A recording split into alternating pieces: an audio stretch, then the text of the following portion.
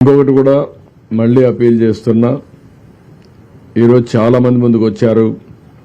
ఆ పేర్లు కూడా ఎప్పటికప్పుడు రిలీజ్ చేస్తున్నాం.